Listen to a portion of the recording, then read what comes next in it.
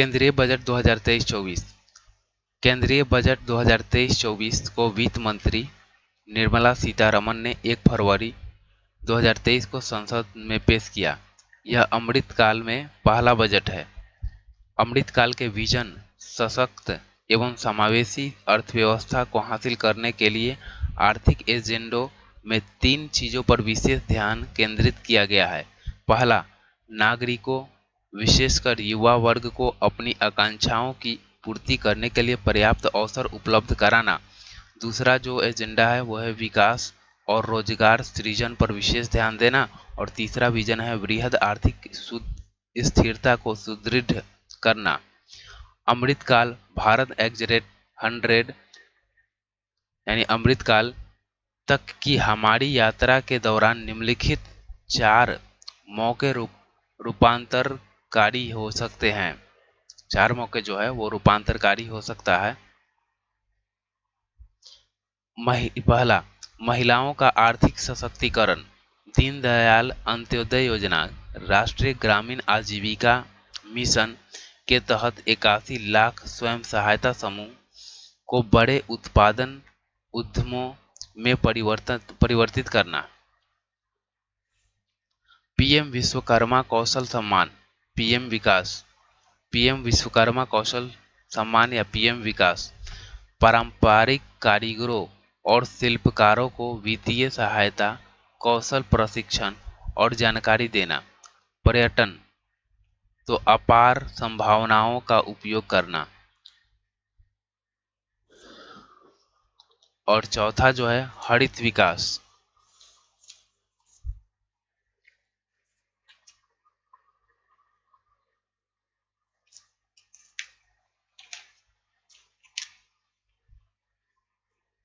चौथा हरित विकास जो कि विविध क्षेत्रों में ऊर्जा के कुशल उपयोग और हरित रोजगार सुनिश्चित करेगा। ये जो 4 थे, 4 मौके रूपांतरित है अमृतकाल में। केंद्रीय बजट 2023-24 के अनुसार चालू वित्त वर्ष में भारत की आर्थिक विकास दर जो है वो 7% रहने का अनुमान लगाया गया है। चलिए, कुल 45.03 लाख करोड़ का बजट है। 45,03,97 करोड़ का बजट है। कुल प्राप्ति होने का अनुमान है 45,03,97 करोड़, जिसमें राजस्व प्राप्ति देखिए, दरअसल राजस्व प्राप्ति वो होता है जिसे सरकार लौटाती नहीं है। इसकी देनदारी सरकार की शून्य होती है, जैसे निगम कर केंद्र के लिए हो गया और स्टेट के लिए बिक्री कर। तो ये जो राजस्व प्राप्ति है वो है टोटल 26,32,281 करोड़। 26,32,281 करोड़ ये राजस्व प्राप्ति है, यानी इसके ऊपर सरकार की देनदारी जो होता है वो शून्य होता है।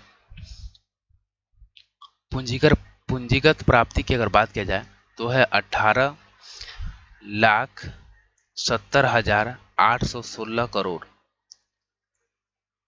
पूंजीगत प्राप्ति जो होता है वो सरकार को लौटाना पड़ता है, जैसे एक तरह से बैंक में जमा जो पैसा है, बॉन्ड पेपर हो गया, इसे बनाए रखने के लिए सरकार चाहती है कि कैशलेस अधिक बढ़े। कैशलेस बढ़ने से जो भी पैसा होगा वो सरकार के पास ही एक तरह से रहेगा। जैसे मान लीजिए कैशलेस नहीं है तो हम गए और मेरा बैंक में मान लीजिए अगर 10 लाख रुपए है तो हम गए और बैंक से जाकर 10 लाख बैंक गए और 10 लाख कैश के रूप में लेके चले आए और हम आके अपने जो भी है गोदरेज में रख दिए। और अब इसका यूज हम करेंगे 10-15 दिन के बाद, तो 10-15 दिन के लिए जो है ये पैसा तो मेरे पास ही रह गया। तो ये अगर कैशलेस अगर ये काम हम करते हैं, जैसे मान लिया हम बैंक से नहीं लेते हैं, हम ऑनलाइन ही देते, तो ये 10 दिन के लिए जो पैसा निकाल के जो लाए हैं हम अपने घर रखे हैं, इस पैसा को हम निकाल के नहीं लाते बल्कि यहीं पे बैंक में ही रहता। और फिर जिसको ट्रांसफ़र करना होता हम फिर दूसरे किसी बैंक में उस व्यक्ति का अकाउंट होता और उसके अकाउंट में हम ट्रांसफ़र कर देते हैं। तो क्या है, बैंक से बैंक में ही गया, यानी पैसा तो एक तरह से सरकार के पास ही रहा। तो इसलिए सरकार जो है वो कैशलेस को बढ़ावा देती है। तो ये पूंजीगत प्राप्ति होती है। जो बैंक में पैसा है या बॉन्ड पेपर हो गया, ये सब पूंजीगत प्राप्ति में आ जाता है, राजस्व प्राप्ति में हो जाता है, जिसमें सरकार की देनदारी शून्य होता है। यानी जैसे निगम कर हो गया, बिक्री कर हो गया, ये सभी राजस्व प्राप्ति में आता रहता है। तो हम देखें तो सबसे ज़्यादा राजस्व प्राप्ति है 26,32,281 करोड़, और पूंजीगत प्राप्ति जो है वो 18,70,816 करोड़। कुल खर्च होने का अनुमान अब देखिए, तो हमने देखा था कि कुल आय भी था 45,03,097 करोड़, और इसके कुल खर्च होने का भी अनुमान है 45,03,097 करोड़, जिसमें राजस्व खर्च। अब राजस्व खर्च क्या है, तो ये अल्पकाल का होता है, एक तरह से सहायता हो गया, सब्सिडी हो गया, फ्री में जो दिए जाते हैं हॉस्पिटल में दवा, ये सभी आ जाएगा राजस्व खर्च में। इसके अलावा जैसे आपको ये अन्न जो मिलते हैं, अनाज जो मिलता है कंट्रोलर के पास, ये सभी जो है वो राजस्व खर्च में ही आ जाएगा, यानी सब्सिडी, सहायता राशि, पेंशन, ये सभी आ जाएगा राजस्व खर्च में। तो ये हो गया 35,02,136 करोड़। और पूंजीगत खर्च की बात किया जाए तो इंफ्रास्ट्रक्चर पे जो खर्च होगा, जैसे रोड, पुल पुलिया, हॉस्पिटल, ये सभी जो बनेंगे वो पूंजीगत खर्च में आ जाएंगे। तो ये हो गया 10,09,61 करोड़, यानी ये पूंजीगत खर्च जो हो गया वो ढांचागत विकास के लिए खर्च होंगे। तो हम देखें सबसे ज़्यादा राजस्व खर्च में है 35,02,136 करोड़, और पूंजीगत खर्च में जो है वो 10,09,61 करोड़ है। जैसे विभिन्न घाटा 2023-24 का बजट का अनुमान, राजकोषीय घाटा। अब सवाल उठता है राजकोषीय घाटा यानी फिजिकल डेफिसिट, तो ये हो गया जीडीपी का 5.9%, जो कि 17,86,816 करोड़ है। राजकोषीय घाटा है, राजकोषीय घाटा क्या है, तो जब बजट घाटा में ऋण भार को हम ऐड कर देते हैं तो ये राजकोषीय घाटा हो जाता है। बजट घाटा क्या है, तो बजट घाटा को एक तरह से सार्वजनिक घाटा कहते हैं। जब सार्वजनिक व्यय सार्वजनिक आय से अधिक हो जाता है तो उसी को राजकोषीय भले बजटीय घाटा कहते हैं, और बजटीय घाटा में जब हम ऋण भार को जोड़ देते हैं तो ये आ जाएगा राजकोषीय घाटा। तो ये होगा जीडीपी का 5.9%। और राजस्व घाटा की अगर बात किया जाए तो राजस्व व्यय में से जब राजस्व आय कम हो जाए, यानी राजस्व व्यय अधिक हो जाए, राजस्व आय कम हो जाए, तो इसे राजस्व घाटा कहते हैं। ये हो गया जीडीपी का 2.9%, यानी 8,69,855 करोड़। प्रभावी राजस्व घाटा ये हो गया जीडीपी का 1.7%, यानी 4,99,867 करोड़। और प्राथमिक घाटा क्या है, तो राजकोषीय घाटा में जब ब्याज को ऐड कर देते हैं तो प्राथमिक घाटा आता है, और यह जीडीपी का 2.3% है, यानी 7,06,845 करोड़। सरकार ने वर्ष 2025 से 26 तक राजकोषीय घाटा को जीडीपी का 4.5% तक लाने का लक्ष्य रखा है, जबकि वर्तमान में कितना है, तो यह है 5.9%। वर्तमान में अगर हम देखें तो 5.9% है, और सरकार ने 2025-26 तक राजकोषीय घाटा को जीडीपी का 4.5% तक लाने का लक्ष्य रखा है। देखिए, जिस देश की राजकोषीय घाटा जितना अधिक होगा उसकी प्रगति जो है उतना ही कम होगा, यानी प्रगति में उसकी बाधा आएगा। यानी राजकोषीय घाटा अगर कम होगा तो प्रगति देश की जो होगा वो बढ़ेगा। तो इसीलिए सरकार चाहती है कि जीडीपी का जो है 4.5% तक ही राजकोषीय घाटा रहे, ताकि प्रगति देश की हो।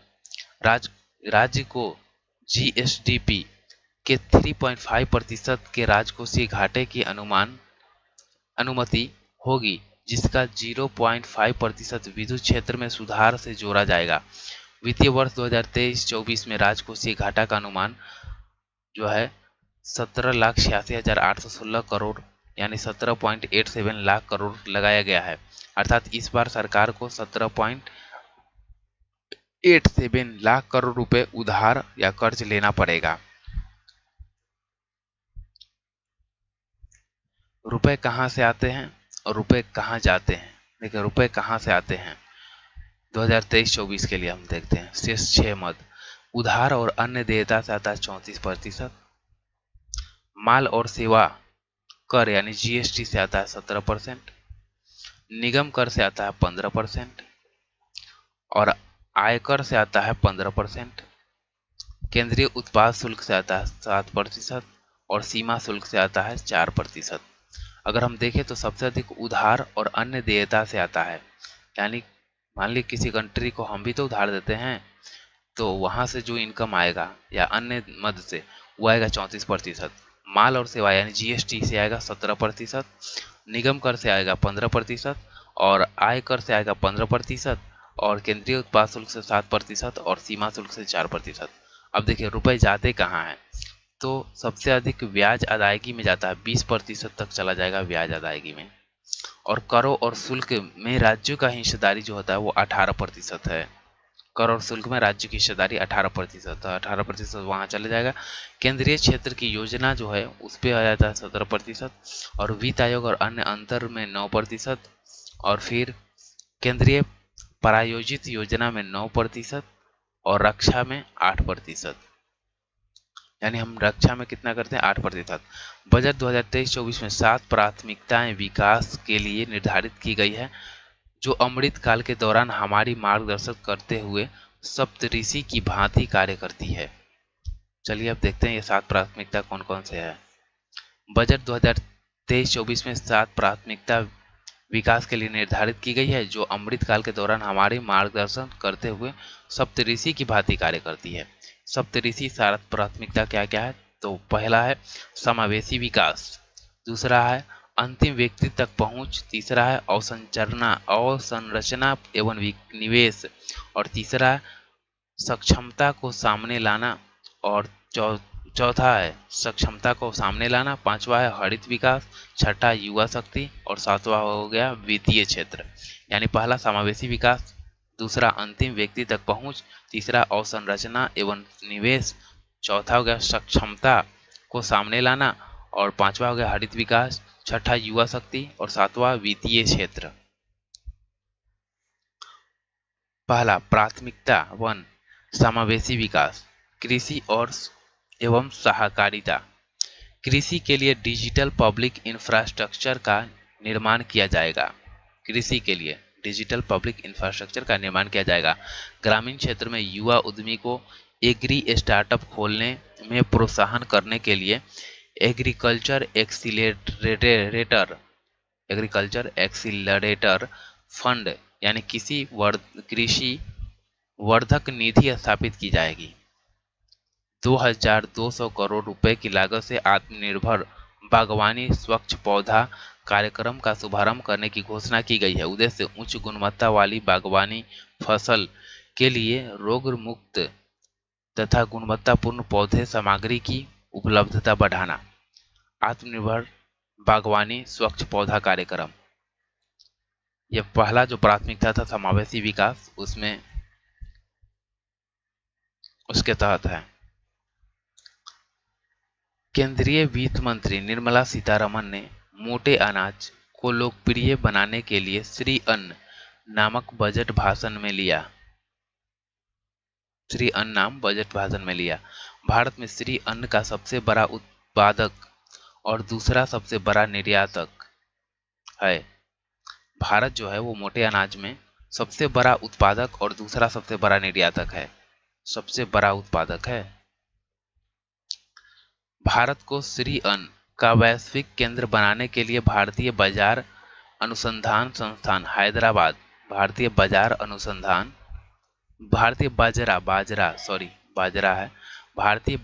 अनुसंधान संस्थान जो कि हैदराबाद में है, उसको उत्कृष्टता केंद्र के रूप में बढ़ावा दिया जाएगा। देखिए ये क्वेश्चन यहाँ से बन सकता है कि भारतीय बाजरा अनुसंधान संस्थान कहाँ है, तो यह हैदराबाद में स्थित है। इसको उत्कृष्टता केंद्र के रूप में बढ़ावा दिया जाएगा। 6000 करोड़ रुपए के निवेश से पीएम मत्स्य संपदा योजना की एक नई उपयोजना शुरू की गई है या की जाएगी। इसका उद्देश्य मछली पालकों और मत्स्य विक्रेताओं और सूक्ष्म लघु उद्योगों को अधिक सक्षम बनाना है। पशुपालन, डेयरी और मत्स्य क्षेत्र के लिए 20 लाख करोड़ रुपए के ऋण का लक्ष्य रखा गया है। दूसरा जो है वो स्वच्छ शिक्षा और कौशल वर्धक, स्वच्छ शिक्षा और कौशल वर्धक। तो केंद्रीय बजट 2023-24 के अनुसार 157 नए नर्सिंग कॉलेज स्थापित किए जाएंगे। वर्ष 2047 तक सिक्कल सेल एनीमिया का उन्मूलन करने का लक्ष्य रखा गया है। यानी 2047 तक सिक्कल सेल एनीमिया को उन्मूलन करने के लिए एक मिशन की शुरुआत की जाएगी। इससे प्रभावित जनजातीय क्षेत्रों में जागरूकता सृजित किए जाएंगे और 0 से 40 वर्ष के आयु वर्ग के 7 करोड़ लोगों को यूनिवर्सल स्क्रीनिंग कराई जाएगी।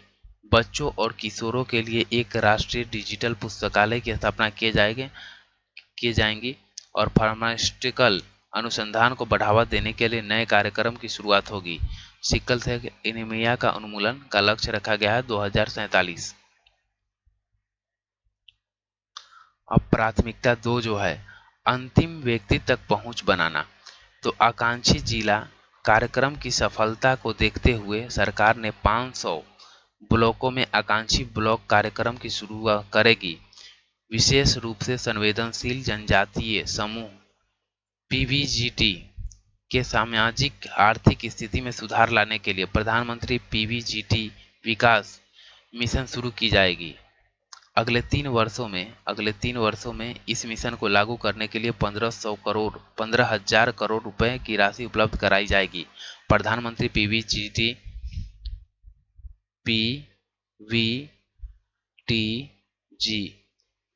विकास मिशन अगले 3 वर्षों में केंद्र 3.5 लाख जनजातीय छात्रों के लिए चलाए जा रहे 740 एकलव्य मॉडल आवासीय स्कूलों में 38,800 अध्यापकों और सहायक कर्मचारियों की नियुक्ति की जाएगी। कर्नाटक के सूखा प्रबंधन कर्नाटक के सूखा प्रबंधन मध्य क्षेत्र में संधारणीय सूक्ष्म सिंचाई तथा पेयजल की सुविधा मुहैया कराने के लिए ऊपरी भद्रा परियोजनाओं को केंद्रीय सहायता दी जाएगी। पीएम आवास योजना के लिए परिव्यय में 66% वृद्धि कर 79,000 करोड़ रुपए से अधिक किया गया है। पीएम आवास योजना के लिए परिव्यय जो है में 66% वृद्धि कर 79,000 करोड़ रुपए से अधिक किया जाएगा। भारत साझा पुरालेख निधान यानी भारत श्री यह एक प्रकार का डिजिटल पुरालेख पांडुलिपि संग्रहालय है। इसके प्रथम चरण में 1 लाख प्राचीन पुरालेखों का डिजिटलीकरण करके इसमें स्थापित किया जाएगा। भारत श्री के तहत जेल में बंद निर्धन व्यक्तियों जो जमानत राशि व्यय व्यवस्था करने में असमर्थ है उन्हें वित्तीय सहायता प्रदान करने की घोषणा इस बजट में की गई है। जैसे वैसे व्यक्ति जो जेल में बंद है परंतु निर्धन है, वो अपना जमानत राशि भी नहीं जुटा सकते हैं, असमर्थ है, तो उन्हें वित्तीय सहायता प्रदान की जाएगी और इस बजट में यह भी घोषणा किया गया है। प्राथमिकता 3 जो है अवसंरचना और निवेश।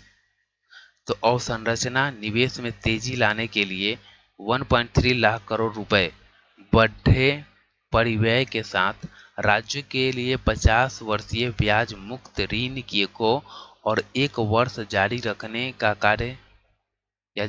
का निर्णय लिया गया है। अवसंरचना निवेश में तेजी लाने के लिए 1.3 लाख करोड़ रुपए बढ़े परिव्यय के साथ राज्यों के लिए 50 वर्षीय ब्याज मुक्त ऋण को और 1 वर्ष जारी रखने का निर्णय लिया गया है। रेलवे के लिए 2.40 लाख करोड़ रुपए की पूंजीगत निधि का प्रावधान किया गया है। हमने अभी देखा था पीछे पूंजीगत व्यय का मतलब वो होता है ढांचागत विकास, जैसे सड़क, पुल, पुलिया, रेलवे, ये सब पूंजीगत निधि हो गया। तो इसके लिए 2.40 लाख करोड़ रुपए की व्यवस्था की गई है, जो अब तक के रेलवे के इतिहास में सर्वाधिक राशि का आवंटन है, 2.40 लाख करोड़। क्षेत्रीय हवाई कनेक्टिविटी में सुधार लाने के लिए 50 अतिरिक्त हवाई अड्डों का पुनरुद्धार किया जाएगा। शहरी अवसंरचना विकास कोष की स्थापना प्राथमिकता वाले क्षेत्रों में आई ऋण की कमी के उपयोग के माध्यम से होगी। इसका प्रबंधन राष्ट्रीय आवास बैंक द्वारा किया जाएगा। इसका उपयोग टियर 2 और टियर 3 शहरों में अवसंरचना के निर्माण के लिए सार्वजनिक एजेंसियों द्वारा किया जाएगा। इसके लिए सरकार प्रति वर्ष 10,000 करोड़ रुपए की धनराशि उपलब्ध कराएगी। शहरी अवसंरचना विकास कोष के तहत इसके लिए सरकार जो है प्रति वर्ष 10,000 करोड़ की धनराशि उपलब्ध कराएगी। प्राथमिकता 4 सक्षमता को सामने लाना।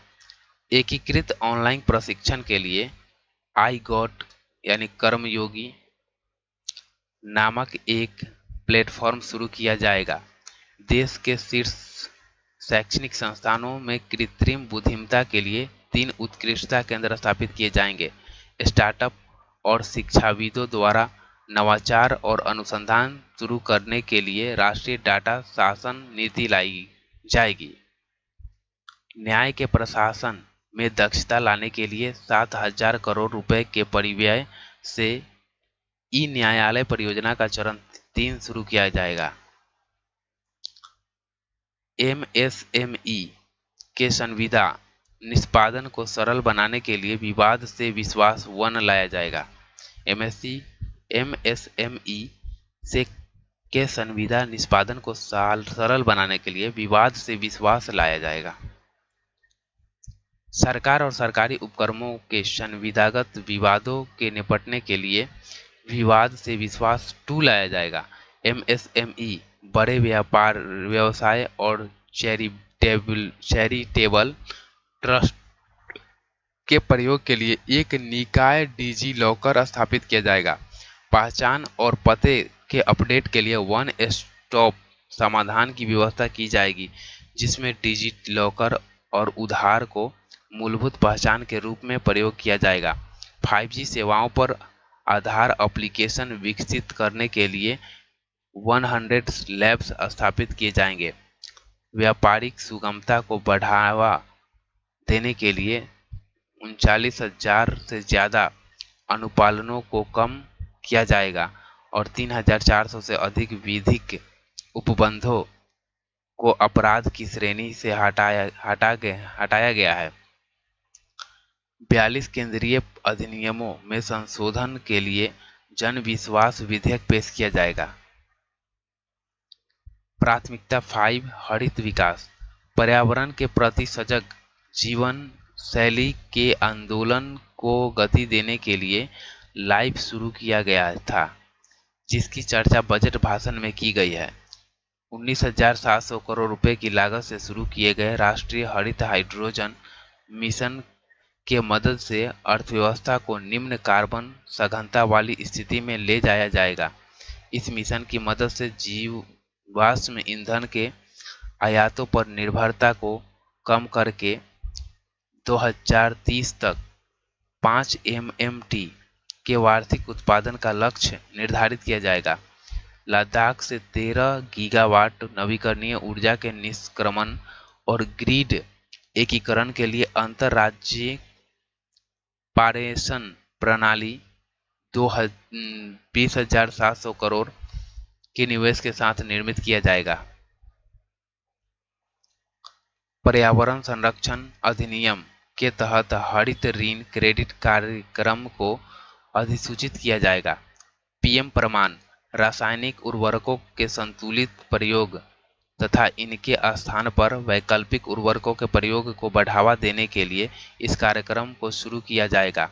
चक्रीय अर्थव्यवस्था को बढ़ावा देने के लिए उद्देश्य से गोवर्धन यानी galvanising organic bio agro resources धन यानी गोवर्धन नामक योजनाओं के तहत 10,000 रुपए के कुल निवेश के साथ 500 नए अपशिष्ट से आमदनी संयंत्र स्थापित किए जाएंगे। अगले 3 वर्षों में सरकार 1 करोड़ किसानों को प्राकृतिक खेती अपनाने के लिए सहायता देगी।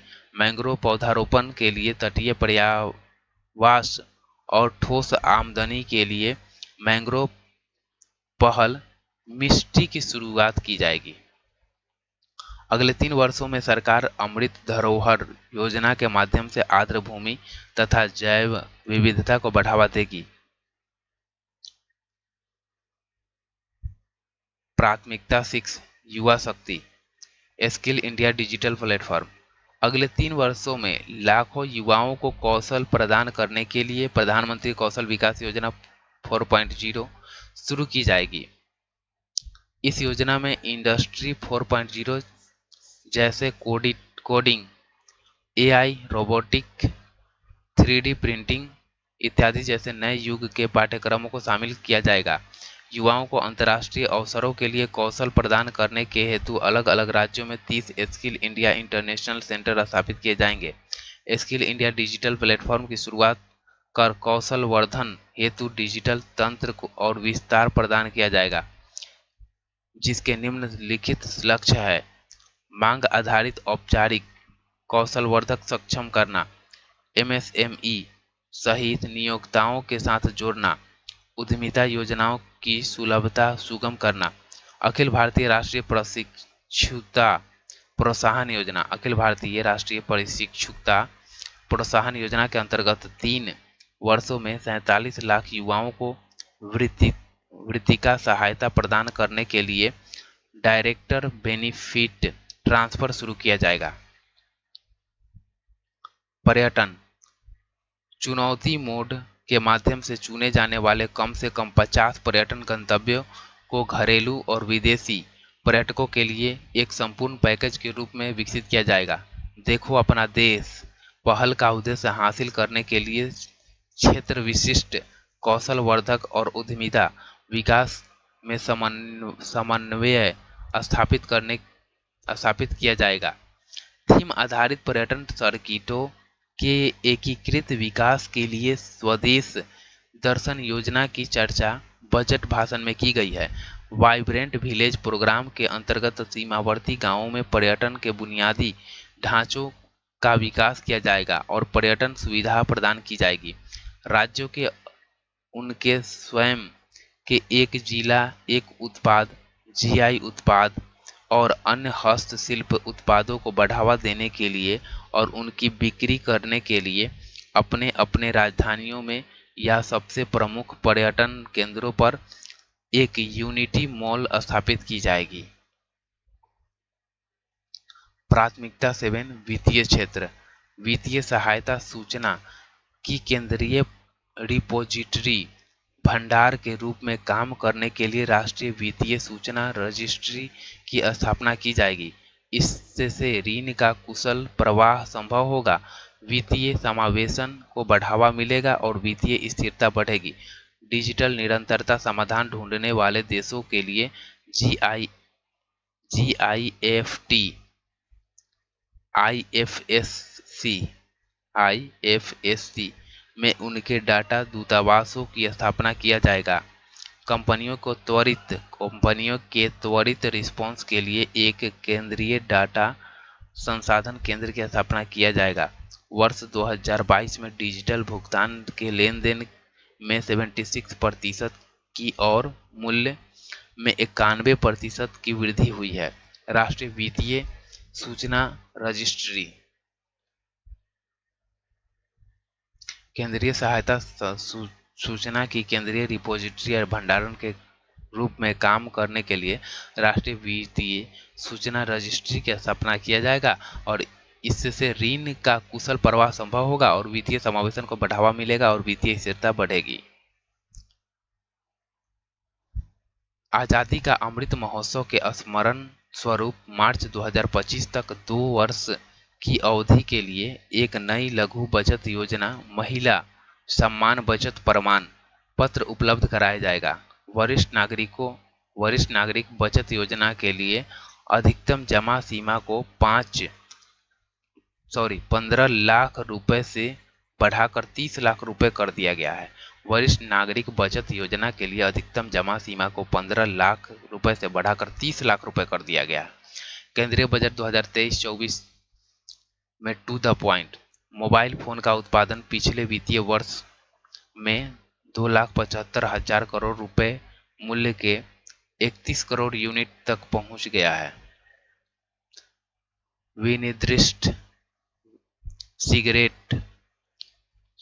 विनिर्दिष्ट सिगरेटों पर राष्ट्रीय आपदा आकस्मिकता शुल्क 16% की वृद्धि करने का प्रस्ताव किया गया है।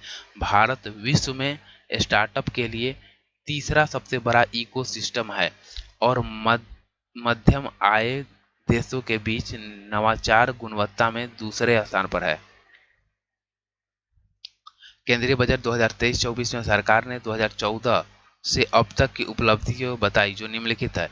इन 9 वर्षों में भारतीय अर्थव्यवस्था दुनिया की 10वीं से 5वीं सबसे बड़ी अर्थव्यवस्था बन गई है।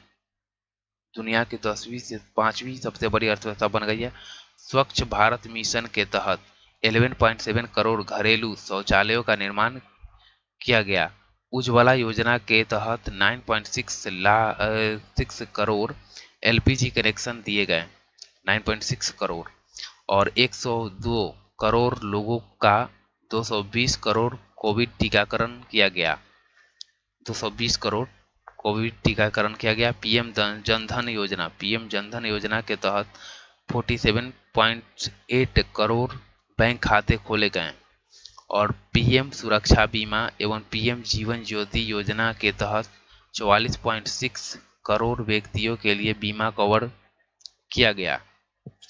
पीएम किसान सम्मान निधि के तहत 11.4 करोड़ से अधिक किसानों को 2.2 लाख करोड़ रुपए का नगद हस्तांतरण किया गया। प्रति व्यक्ति आय दोगुना से भी अधिक होकर 1.97 लाख रुपए हो गया। प्रति व्यक्ति आय जो है वो दोगुना से भी अधिक होकर 1.97 लाख रुपए हो गया। व्यक्तिगत आयकर नई कर व्यवस्था में 7 लाख रुपए तक आय वाले व्यक्ति को कोई कर का भुगतान नहीं करना होगा। 6 आयकर स्लैब वाली व्यक्तिगत आयकर व्यवस्था में स्लैब की संख्या घटाकर 5 कर दी गई है और कर छूट की सीमा को बढ़ाकर 3 लाख रुपए कर दिया गया है। देखिए 0 से 3 लाख रुपए अगर वार्षिक आय है तो उसको शून्य कर देना होगा और 3 से 6 लाख रुपए अगर वार्षिक आय है तो उसे 5% की कर देना होगा। 6 से 9 लाख करोड़ अगर 6 से 9 लाख रुपए अगर वार्षिक आय है तो उसे 10% तक टैक्स देना होगा, कर देना होगा और 9 से 12 लाख रुपए अगर है तो उसे 15% देना होगा कर और 12 से अगर 15 लाख रुपए है तो 20% देना होगा उसे कर और 15 लाख रुपए से अगर ऊपर है तो उसे 30% देना होगा कर। यानी 0 से 3 लाख तक एक भी रुपया नहीं लगेगा अगर वार्षिक आय है तो कर। 3 से 6 लाख रुपए में अगर वार्षिक आय है तो उसे 5%,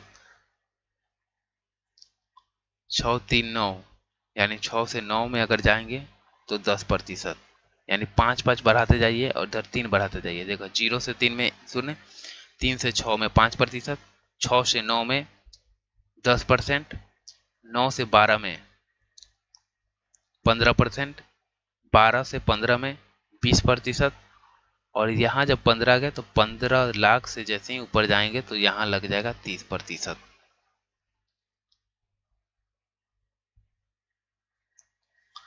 प्रत्येक वेतनभोगी को 50,000 तक मानक कटौती अनुमान यानी पेंशनभोगियों के लिए 15,000 तक ही उपलब्ध की गई है।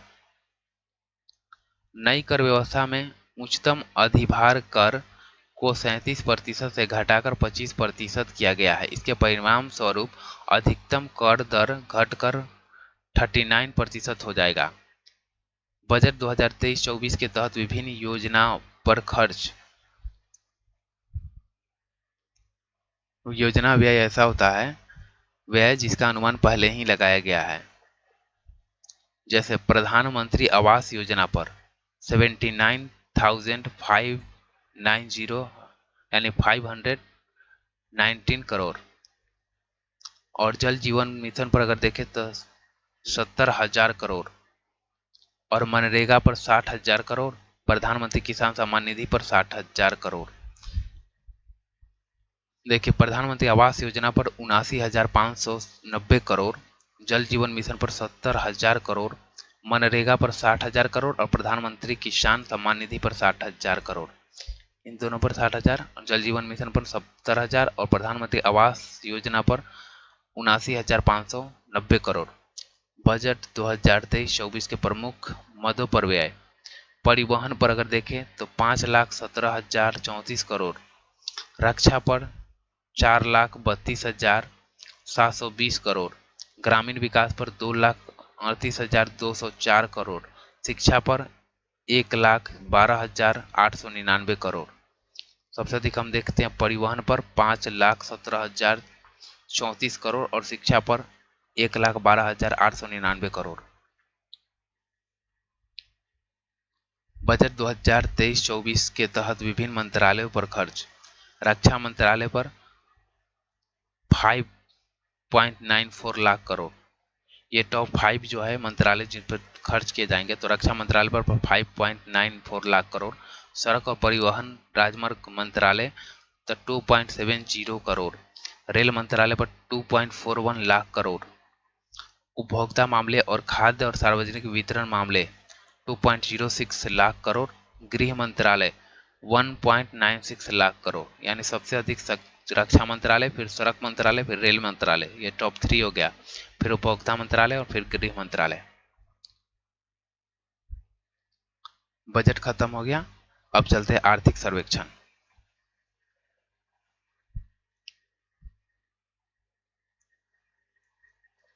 आर्थिक सर्वेक्षण।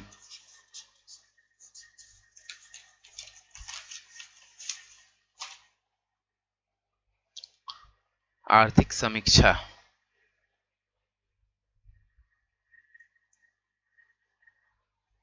दो 2022-23।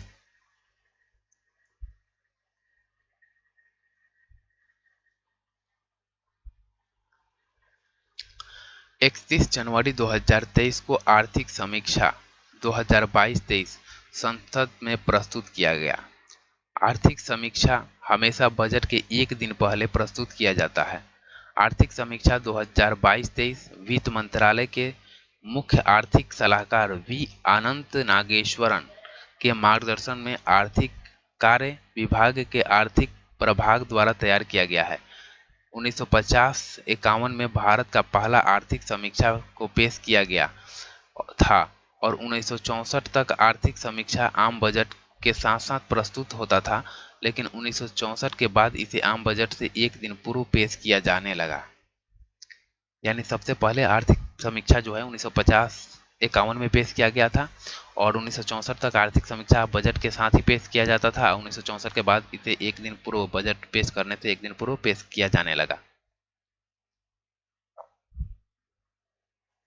आर्थिक समीक्षा 2022-23 के अनुसार भारत की जीडीपी में वृद्धि और राजकोषीय घाटा का अनुमान। वित्तीय वर्ष जीडीपी में वृद्धि, राजकोषीय घाटा। 2021-22 का अंतिम अनुमान जीडीपी में वृद्धि 8.7 था, जबकि राजकोषीय घाटा जो था 6.7%। राजकोषीय घाटा की अगर बात किया जाए तो जब बजट घाटा में ऋण भार को ऐड कर देते हैं तो राजकोषीय घाटा आता है। और ये बजट घाटा क्या है? तो बजट घाटा एक तरह से सार्वजनिक घाटा है। सार्वजनिक व्यय अगर सार्वजनिक आय से अधिक हो जाए तो इसी को बोलते हैं बजट घाटा। तो बजट घाटा में जब हम ऋण भार को जोड़ देते हैं तो राजकोषीय घाटा आता है, जो कि 6.7 था। 2021-22 का अंतिम अनुमान अगर देखें तो जीडीपी में वृद्धि 8.7 और राजकोषीय घाटा जो है वो 6.7% है। 2022-23 का पहला अग्रणी अनुमान अगर देखें तो 7% जीडीपी में वृद्धि था और राजकोषीय घाटा जो था 6.4%। और 23-24 में अनुमानित अगर हम देखें तो 6 से 6.8% की वृद्धि जीडीपी में अनुमान लगाया जा रहा है। और राजकोषीय घाटा ये अभी कोई अनुमान नहीं है, इसका आगे इसका डेटा आएगा। भारत की अर्थव्यवस्था पर एक नजर डालते हैं। राजकोषीय घाटा जीडीपी का प्रतिशत देखते हैं। 2019-20 में अगर देखें तो 4.7 था। 2020-21 में देखें तो 9.2 था जीडीपी का प्रतिशत। राजकोषीय घाटा माने राजकोषीय घाटा जो था जीडीपी का 9.2% था 2020-21 में। वही अगर हम देखें तो 21-22 में तो 6.7 और फिर देखते हैं 2022-23 में तो 6.4%। यानी राजकोषीय घाटा जो है कम होना चाहिए। जिस देश का राजकोषीय घाटा जितना कम होगा उसका देश की प्रगति उतना ही अधिक होगा। तो ये जितना कम होगा उतना ही फायदा है। विदेशी मुद्रा भंडार अगर देखें 2019-20 में तो 478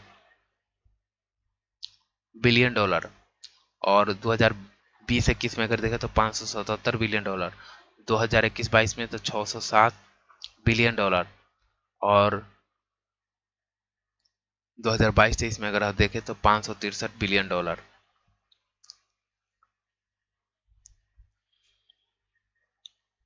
जीडीपी वृद्धि दर स्थिर मूल्य पर प्रतिशत में, तो देखिए 2019-20 में 3.7% था जीडीपी वृद्धि दर, जबकि 2020-21 में हम देखें तो कोरोना के कारण -6.6 तक चला गया था जीडीपी वृद्धि दर। और वही 21-22 में 8.7%, और फिर 22-23 में 7%, और 2023-24 में अगर हम देखें तो 6 से 6.8% है। कृषि और संबंधित गतिविधियां, मूलभूत कीमतों पर सकल मूल्य वृद्धि 2019-20 में अगर देखें तो 5.5%, 2020-21 में 3.3%, 2021-22 में 3.0%, 2022-23 में 3.5%। औद्योगिक वृद्धि दर 2018-19 में -1.4% था, 2020-21 में -3.3%, 2021-22 में 10.3%, और 2022-23 में 4.1%। सेवा मूलभूत कीमतों पर सकल मूल्य वृद्धि दर, तो 2019-20 में देखें तो 6.3%, 2020-21 में देखें कोरोना के कारण -7.8%, 2021-22 में 8.4%, और 2022-23 में 9.1%।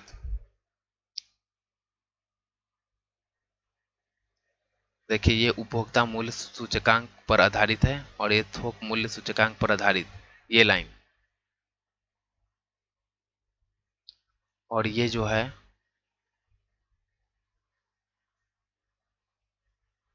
ये हो गया उपभोक्ता मूल्य सूचकांक पर आधारित।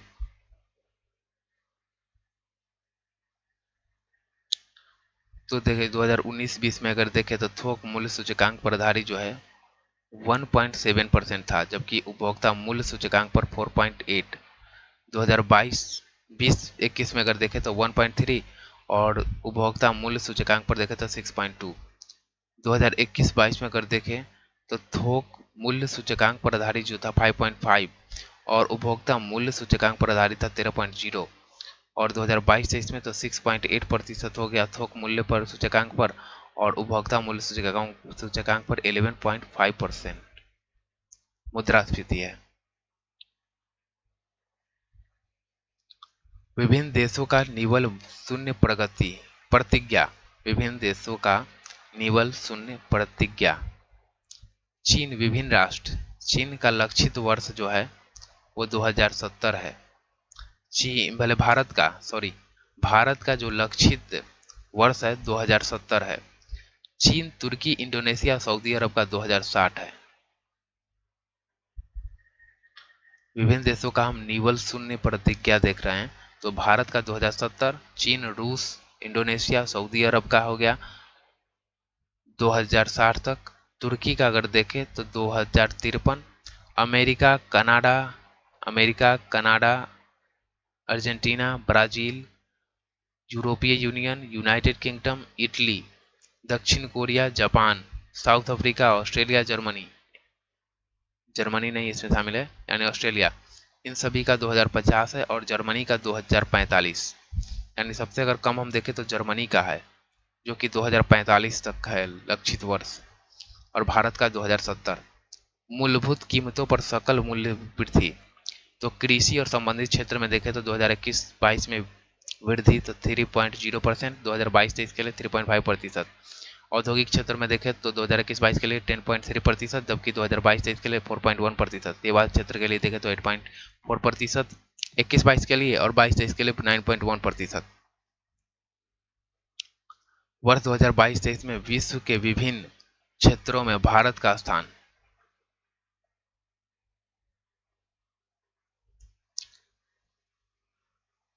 वैक्सीन निर्माण में भारत का स्थान पहला है। विश्व में वैक्सीन निर्माण में भारत का स्थान पहला है। 2 पहिया और 3 पहिया वाहनों के निर्माण में भी भारत का स्थान पहला है। दुग्ध उत्पादन में भारत का स्थान पहला है। कच्चे इस्पात के उत्पादन में भारत का स्थान दूसरा है। मोबाइल फोन के निर्माण में भारत का स्थान दूसरा है। अंडा उत्पादन में भारत का स्थान तीसरा है। ऑटोमोबाइल क्षेत्र में भारत का स्थान तीसरा है। और फार्मास्यूटिकल फार्मा उद्योग में भारत का स्थान तीसरा है। और यात्री गाड़ियों के निर्माण में भारत का स्थान चौथा है। रेल नेवे नेटवर्क में भारत का स्थान चौथा है। विदेशी मुद्रा भंडार में भारत का स्थान छठा है। विश्व व्यापार के सेवा निर्यात में भारत का स्थान सातवां है। मांस उत्पादन में भारत का स्थान आठवां है। और विश्व व्यापार के सेवा आयात में 10वां स्थान है।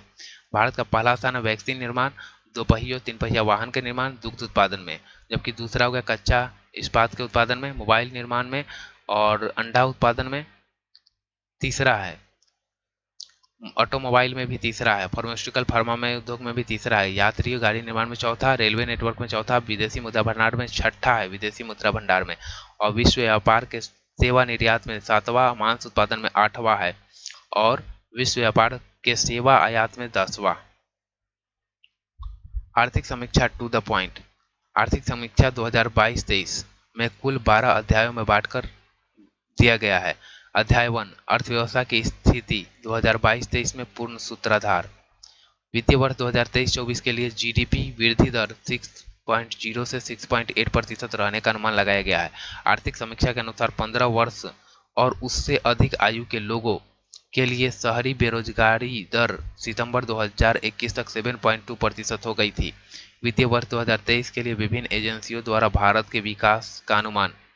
एडीबी के अनुसार विकास दर 7% है, मूडी के अनुसार 7%, फिच के अनुसार 7%, वर्ल्ड बैंक के अनुसार 6.9%, आईएमएफ 6.8%, आरबीआई 6.8%, एसबीआई 6.8%, ओईसीडी का 6.6%। अगर हम देखें तो आईएमएफ, आरबीआई और एसबीआई इन सभी का 6.8% है, जबकि एडीबी, मूडी और फिच का 7% है, वर्ल्ड बैंक का 6.9%, 6.9 और ओईसीडी का 6.6%। हमें याद करना होगा, खास करके विशेष करके वर्ल्ड बैंक का 6.9% है, आईएमएफ, आरबीआई और एसबीआई का 6.8% है, एडीबी 7%। चलिए, इन सभी एजेंसियों द्वारा भारत का औसत विकास 6.9% अनुमानित किया गया है। क्रय शक्ति क्षमता यानी पीपीपी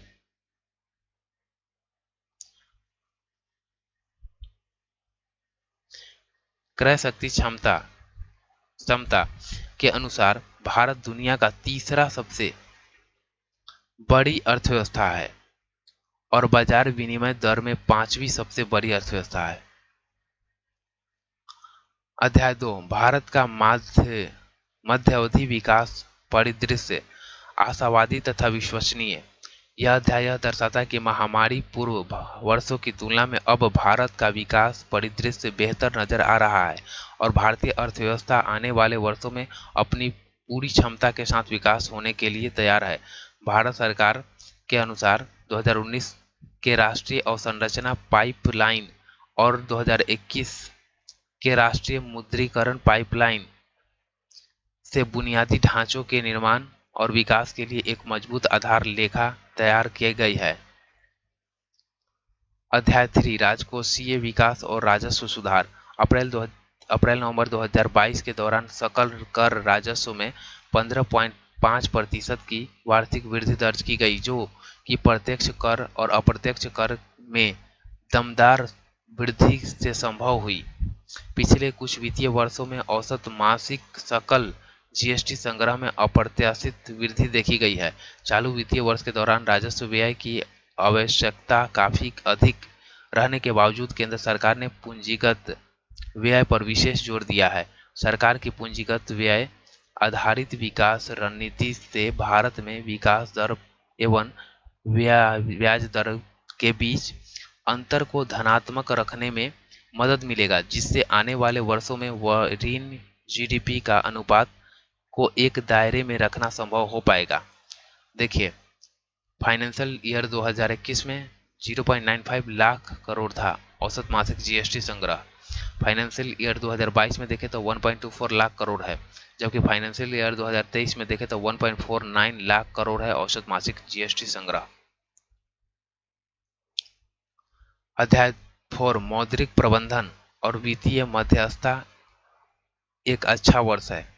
आरबीआई ने पॉलिसी रेपो दर में संचयी तौर पर 225 आधार अंकों की वृद्धि की है।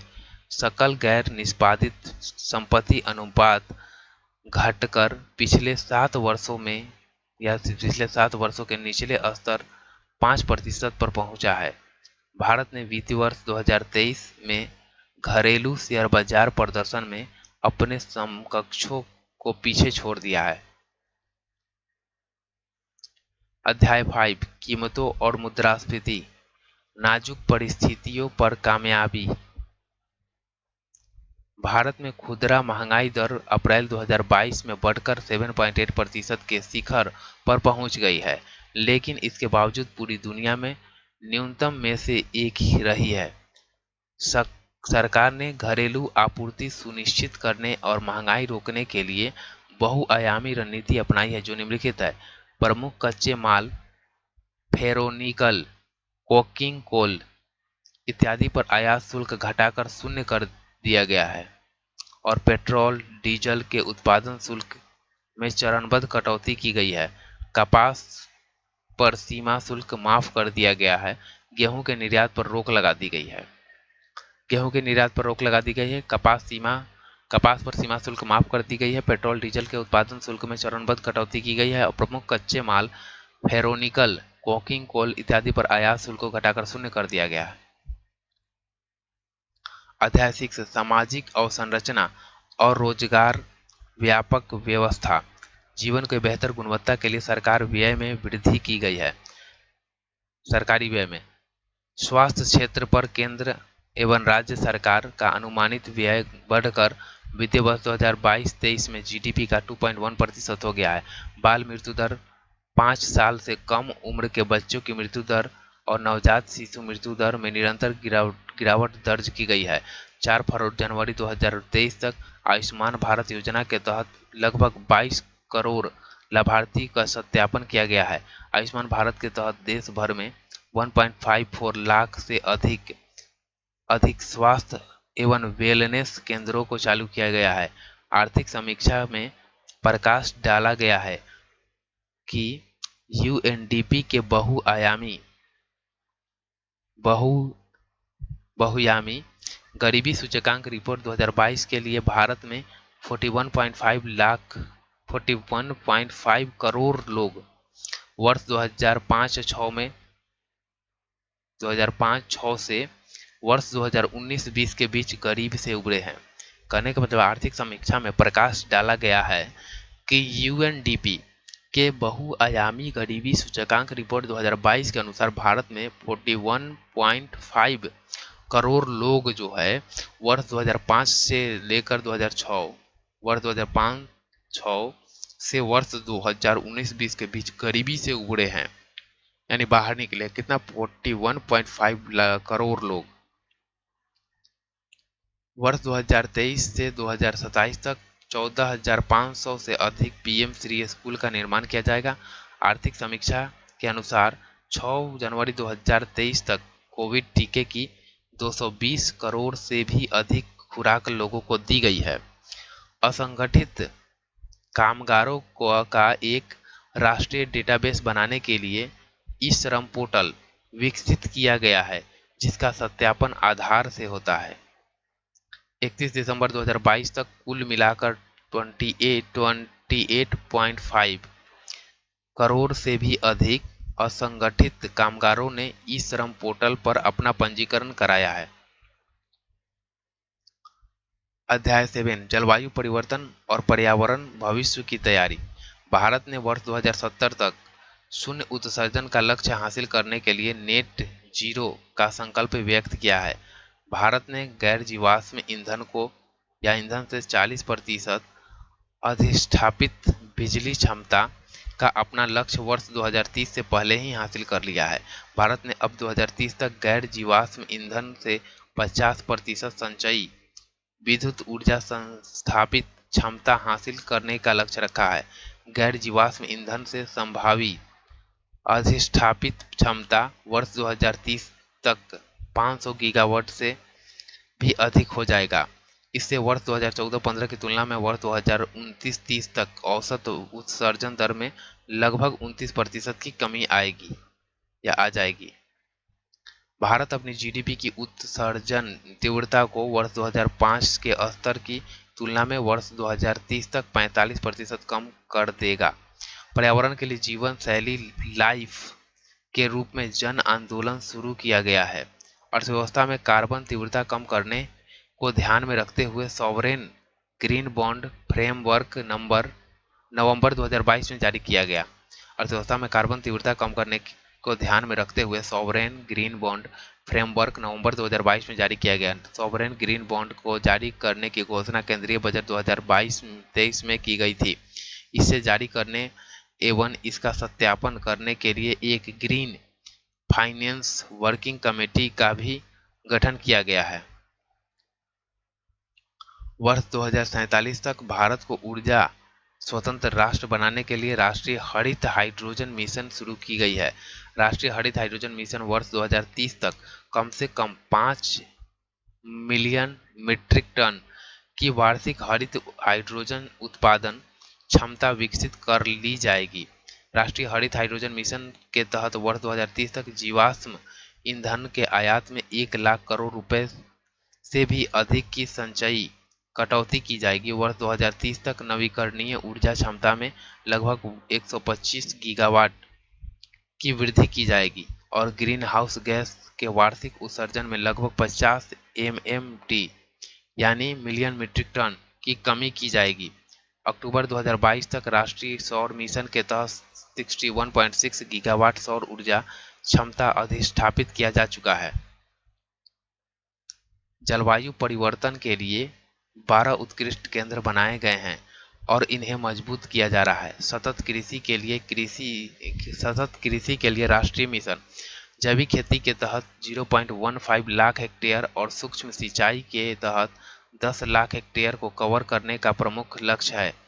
26 अगस्त 2022 को भारत सरकार ने जलवायु परिवर्तन पर संयुक्त राष्ट्र फ्रेमवर्क कन्वेंशन को सूचित करने के लिए भारत ने अद्यतन राष्ट्रीय स्तर पर निर्धारित योगदान प्रस्तुत किया है। भारत ने अपना पहला एनडीसी अक्टूबर 2015 में UNFCCC को प्रस्तुत किया था, जिसमें 8 लक्ष्य शामिल थे। आर्थिक समीक्षा के अनुसार भारत ने वन और वृक्षों के आवरण का कार्बन स्टॉक लगभग 7,204 मिलियन टन है। कार्बन स्टॉक लगभग 7,204 मिलियन टन है, जहां अरुणाचल प्रदेश में सबसे ज़्यादा कार्बन स्टॉक 1,024 मिलियन टन है। उसके बाद मध्य प्रदेश में 609 मिलियन टन का स्थान है। आर्थिक समीक्षा के अनुसार अगस्त 2022 तक भारत के 18 राज्यों में 75,796.8 वर्ग किलोमीटर क्षेत्र में 53 टाइगर रिजर्व फैले हुए हैं, जो जंगली बाघों की वैश्विक आबादी का 75% जो है इसी में रहती है। देश के 17 टाइगर रिजर्व CA/TS अंतर्राष्ट्रीय मान्यता प्राप्त है और 2 को अंतर्राष्ट्रीय TX2 पुरस्कार मिल चुका है। आर्थिक समीक्षा के अनुसार भारत में एशियाई शेरों की आबादी 674 और 12,852 तेंदुआ है। पूरे विश्व में 60% से अधिक हाथियों की आबादी भारत में है। अध्याय 8 कृषि और खाद्य प्रबंधन, खाद्य सुरक्षा से पोषण सुरक्षा तक। प्रथम अग्रणी अनुमान 2022-23 के अनुसार भारत में 315.7 मिलियन टन कुल खाद्यान्न का उत्पादन हुआ है, जिसमें खरीफ फसलों का उत्पादन 104.9 मिलियन टन अनुमानित है। पिछले 6 वर्षों के दौरान भारतीय कृषि क्षेत्र में 4.6% की औसत वार्षिक वृद्धि दर से प्रगति कर रहा है। 2021-22 में कृषि और संबंधित क्षेत्र में सिर्फ 3.0% की वृद्धि देखी गई है। फाइनेंशियल ईयर 2020 में अगर देखें तो 5.5%, फाइनेंशियल ईयर 2021 में अगर कृषि और संबंधित क्षेत्र में वृद्धि देखें तो 3.3%, जबकि 2022 में अगर देखें फाइनेंशियल ईयर तो 3.0% है। कृषि और संबंधित क्षेत्रों में वृद्धि।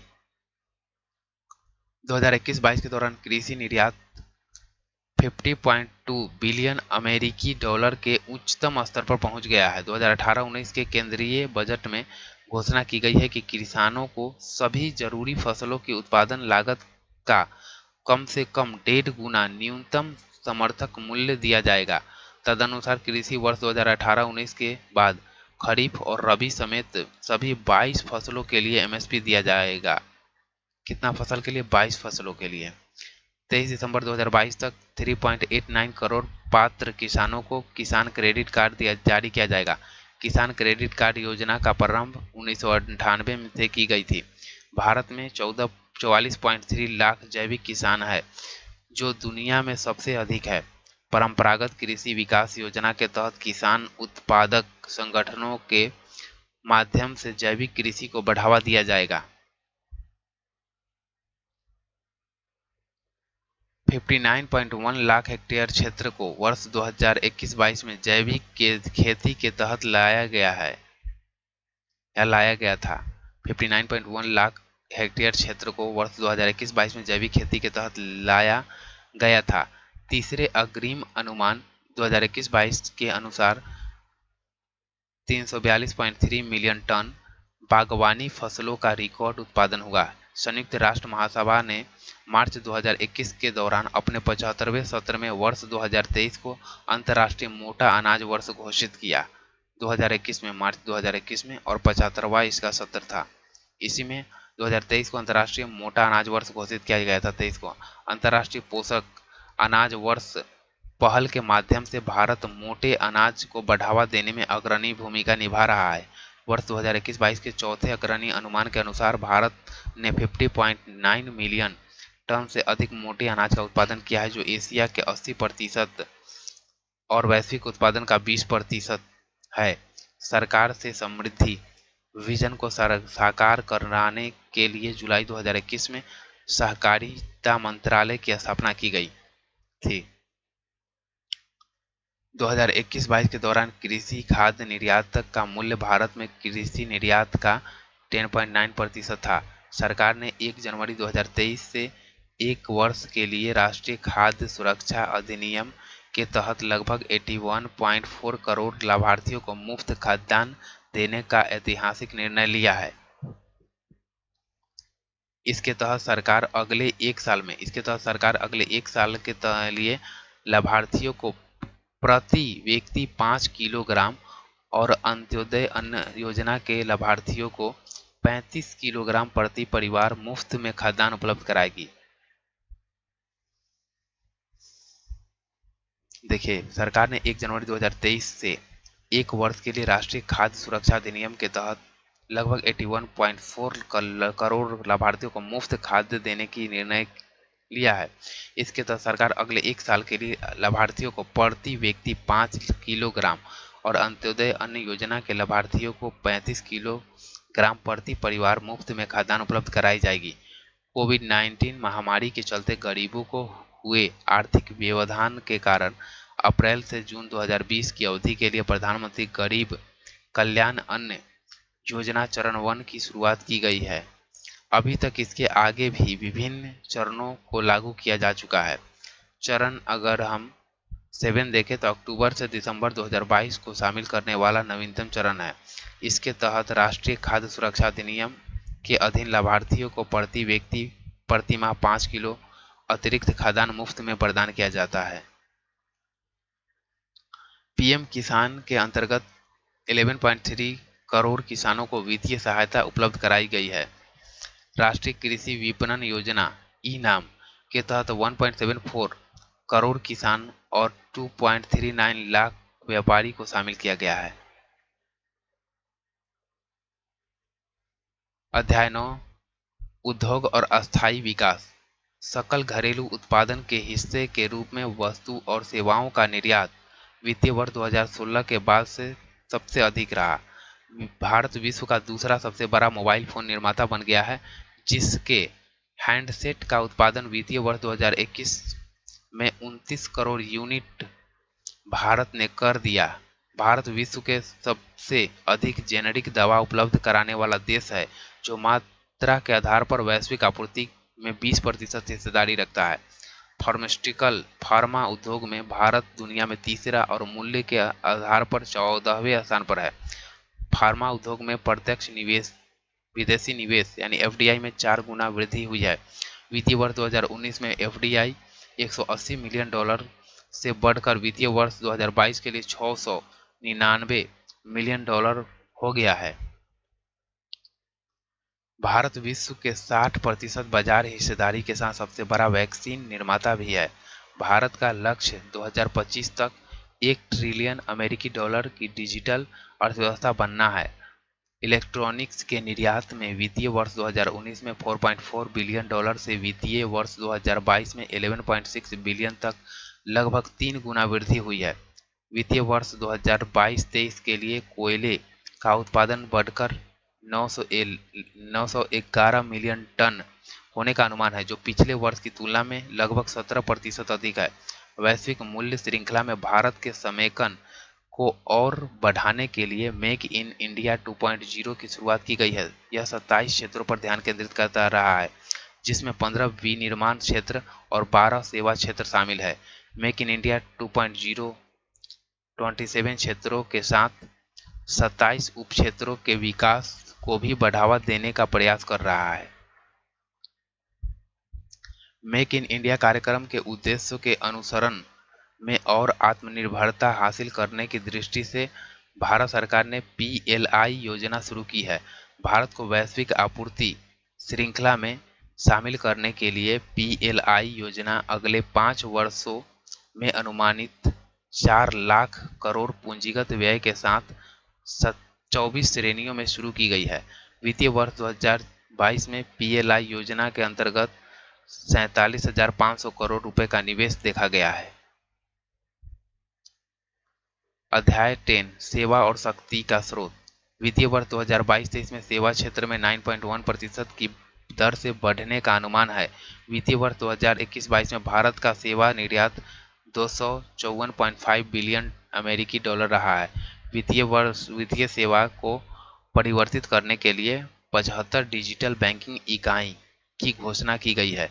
विश्व निवेश रिपोर्ट 2022 के अनुसार प्रत्यक्ष विदेशी निवेश सेवा क्षेत्र के सूची में भारत को 7वां सबसे बड़ा प्राप्तकर्ता के रूप में दर्शाया गया है। विश्व निवेश रिपोर्ट 2022 के अनुसार प्रत्यक्ष विदेशी निवेश सेवा क्षेत्र के सूची में भारत को 7वां सबसे बड़ा प्राप्तकर्ता के रूप में दर्शाया गया है। बीमा कंपनियों में एफडीआई की सीमा 49% से बढ़ाकर 74% कर दी गई है। भारतीय बीमा बाजार दुनिया में 10वां सबसे बड़ा बाजार है या 10वां सबसे बड़ा है। अध्याय 11 वैदेशिक क्षेत्र सतर्क और आशावान। अप्रैल-दिसंबर 2022 के दौरान व्यापार निर्यात $332.8 बिलियन रहा। अप्रैल-दिसंबर 2022 के दौरान व्यापार आयात $551.7 बिलियन रहा है।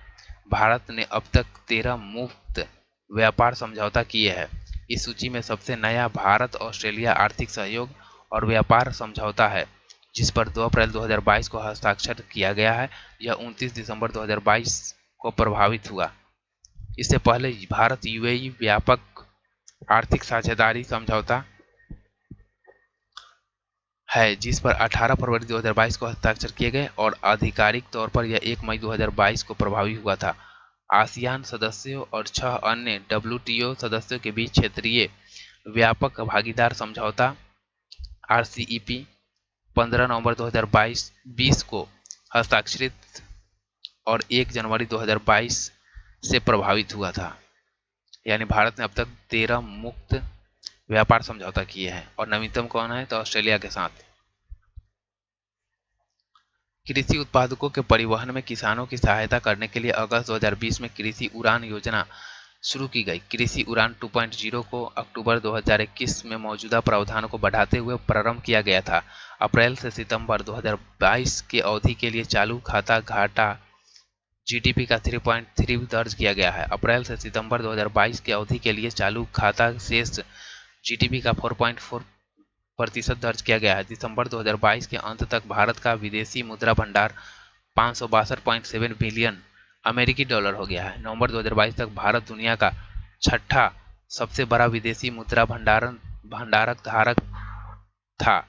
सितंबर 2022 के अंत तक भारत का विदेशी ऋण 610.5 बिलियन अमेरिकी डॉलर है, जिसमें दीर्घकालिक ऋण 478.8 बिलियन अमेरिकी डॉलर और अल्पकालिक ऋण जो है 131.7 बिलियन अमेरिकी डॉलर था।